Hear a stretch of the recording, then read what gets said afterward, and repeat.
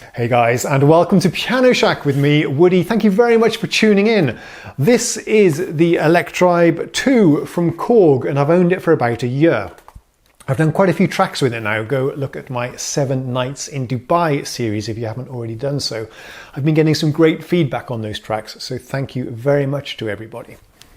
Anyway, along the way, I've learned to love some of the features on this thing and dislike some things also.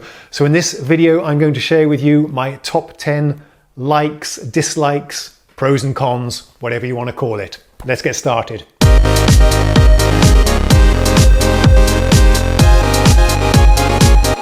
So at number 10 then, things I really like about this is the 16 pads and how you assign sounds to them.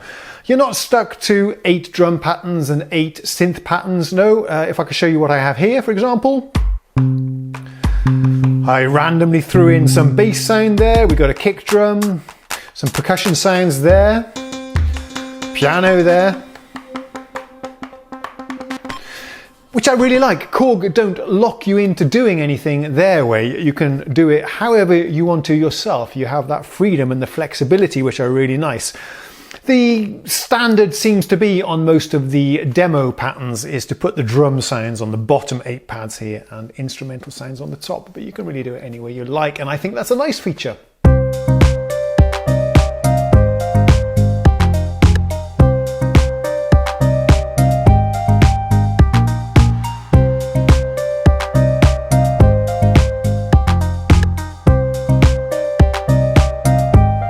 But as many Korg Electribe users know, one of the big drawbacks with the machine is the limited polyphony. Sooner or later, probably sooner, you are going to hit the limit of how many notes you can play at once. I have a track here that I wrote, which is quite nice, but that was pretty much the limit. If you wanted to put any lead tracks on top of that or any more chords or anything, you just can't do it. I'm not sure what the official polyphony is. It depends on many factors, like what kind of effects you have and how many effects and what sort of effects you have on each track. But it's not enough. But I suppose you could see it as a creative thing. Eventually you are going to hit the limit and that is the end of your track. Less is more, perhaps you could think. So maybe it's a bit of a good thing as well. Sometimes these limitations can be quite creative.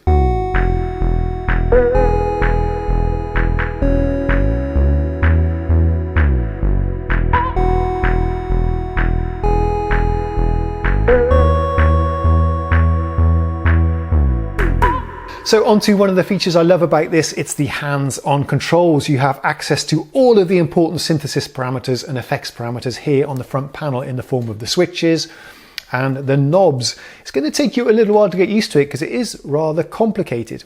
You can see I've color-coded mine so I can separate easily the different departments, the synthesizer departments, like the oscillators, the filters, the modulations, the amp envelope settings and so on, and the effects here at the end. But everything you need is here on the front panel, and there are some amazing performances of people on YouTube playing very simple patterns with just a couple of notes perhaps, or a couple of layers, and by using the real-time manipulation of these controls they're able to build up really fantastic and interesting tracks. So thumbs up for the user interface.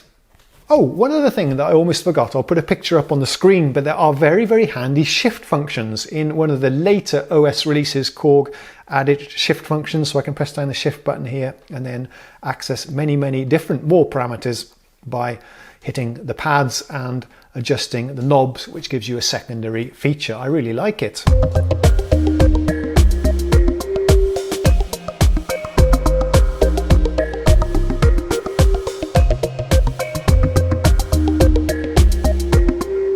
Okay then, so one of the things I really do not like with this, and I don't quite understand it, is the transpose has always baffled me. It should be possible in theory to hit a transpose function and then transpose the entire pattern up a semitone or 4 tones or whatever you like to make it a little bit more interesting. But in reality, it doesn't work very well. The thing is, by default, transpose is disabled for the entire pattern, and what you have to do is go in and edit every single part that is like a melodic part and that you want to transpose, and enable transpose for that part. And this is just so tedious, I have never bothered to do it, but it's a big drawback, I think. On many other keyboards I own, it's quite simple to transpose, just using everything using one control.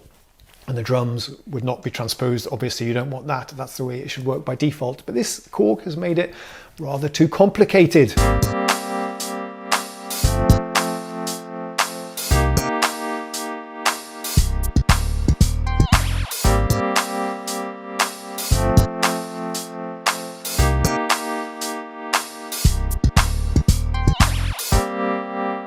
Right, at number 6 we have something that is both a con and a pro. I like it and I dislike it at the same time. And what I'm talking about here is these 16 pads. There is no keyboard. I can't play any keyboard riffs. I'm a piano player. I know exactly how to play a proper piano keyboard with all the sharps and flats and stuff. This thing is just sort of 16 symmetrical pads. Let me find a nice sound that we can experiment with. That one, for example, if I then go to keyboard mode,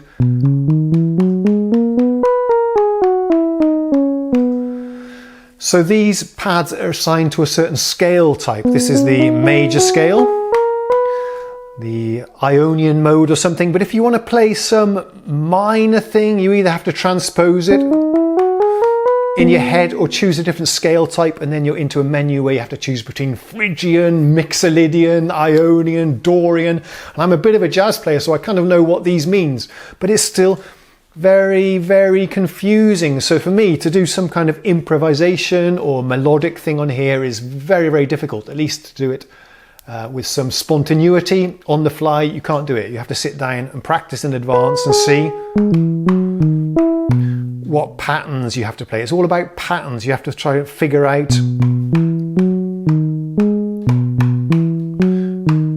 There's an example of a bass line. Let's transpose it down an octave.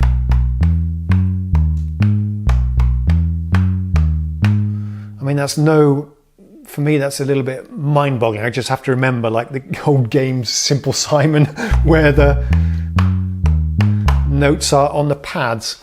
But on the other hand, I did say that this was also an advantage. And the thing is, I end up playing things that I wouldn't normally play on the keyboard just because I'm forced to think in a different way and the relationship between the notes is different. So I end up with some quite unexpected patterns and sequences, which I suppose is a good thing. So the keyboard or lack of keyboard and the pads is both an advantage and a disadvantage.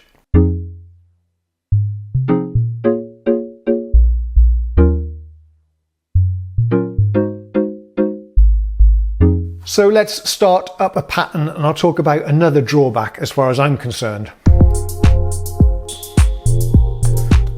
Okay, in trigger mode, which is what we're in right now, the TR, I can see the lights flashing here for the different parts that I've programmed. You can see there's a bass drum going on there, probably some melodic thing going on there. Hard to say, but at least I can see which pads have some action programmed on them. But as soon as I change to mute mode, I have no idea which is the bass drum. Oh, I know because I saw it before, but otherwise, if I mute all of these and I want to enable one of the melodic parts, I don't know what it is because it's not flashing anymore. This is frustrating. I have to kind of guess. Is it that one? No, not that one. Oh, there's something going on there. So I wish that in the mute mode, you'd get some kind of indication, just like you do in the trigger mode, of what activity you have programmed on each pad.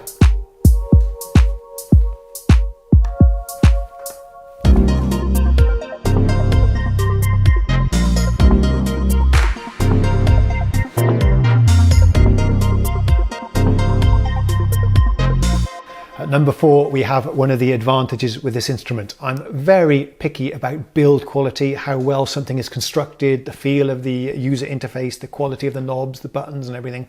This thing, I can assure you, is really, really good. This is one of the major advantages of this instrument. It's so solidly built. It's metal. Yes, everything is metal here. It's got some lovely rubberized plastic coating, but it feels so sturdy and solid. No flex here. The quality of the pads is absolutely wonderful. The screen is nice and bright and large. I like it a lot. And we have really high quality encoders and knobs here. The buttons feel fantastic as well. So this thing is a real pleasure to use. Well done, Korg.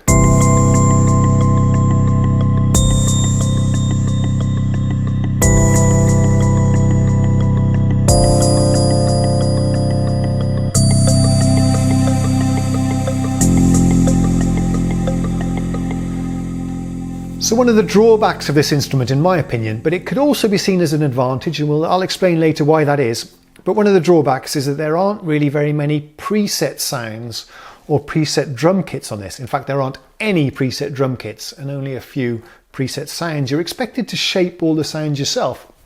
If you say you want a synth bass sound or a synth pad, then you have to start by choosing the right sort of waveform here from the list of different waveforms. You then tweak the configuration of the waveform, you adjust the modulation, the amplifier as you see fit.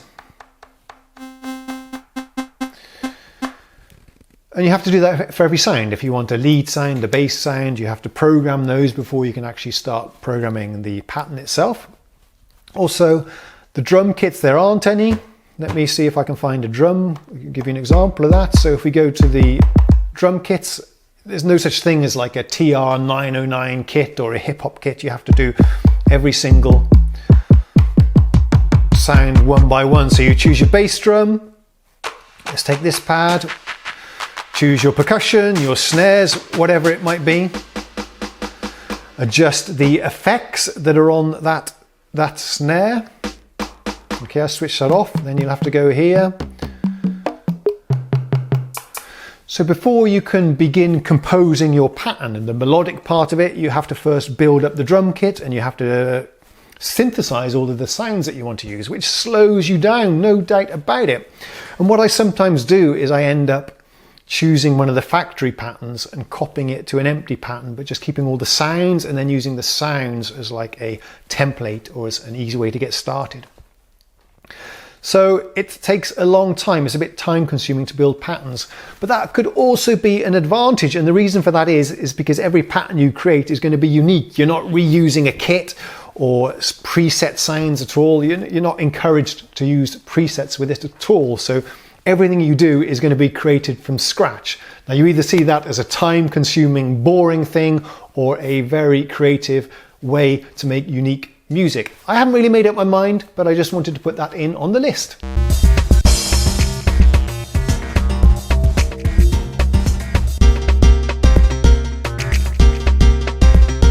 One of the most annoying limitations for me is the way this thing does the envelopes, the amplitude envelope. There's one per pad and it's shared for all of the different notes. Let me show you how that sounds and what the problem is. So I've got a sustaining note here, which is nice, but listen carefully what happens if I play two in sequence. Can you hear how the first notes are being cut off?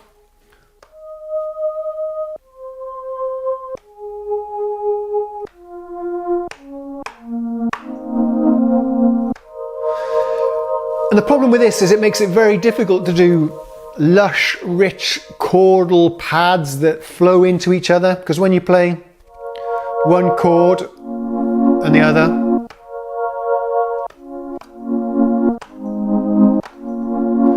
you can hear how the first chord I was playing is cut out, and there are various modes you can use to sort of assign which one has the priority, which note has the priority, but they don't solve the root cause of the problem. There's one envelope for the entire pad and all of the sounds on it. So if I'm got one note playing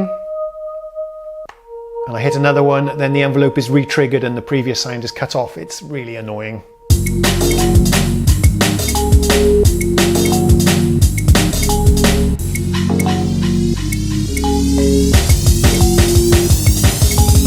The best thing about this, in my opinion, and the number one great feature, is the sounds themselves, the drum sounds and the synthesizer sounds. To my ears, and I'm not an expert on this dance music genre, but they do sound incredibly fresh, cutting edge and contemporary. Not just the factory presets, which I think are excellent. Some of the factory patterns are really, really good and a good source of inspiration. But if you see the other guys on YouTube that do really, really amazing stuff, fantastic performances with just one Electribe and lots of real-time control of the synthesizer parameters. It's amazing what they can come up with. And it sounds so fresh and it's so versatile as well. It sounds really, really good in a variety of different musical genres. And the library of drum sounds that are built in here is absolutely fabulous. There are literally hundreds of sounds. I mean, there's just 100. bass drum sounds, 100 kick drum sounds, and so many, many more. So it's a fantastic library of sounds that to me sound really, really cutting edge, fresh, and really suitable for making any kind of music really, but especially the dance music genre. There's also a real oomph to the sound. I don't know what sort of filters they have or how the digital to analog converters are done, but there's a real good thump and a kick to the sounds and a real nice punch that I appreciate. It sounds really, really fabulous. I hope that comes across. What you've heard actually between each of these 10 things that I've described to you today is a little musical clip from the Electribe, so you can see for yourself how good it sounds. You've heard a mixture of patterns that I've created and some of the factory patterns.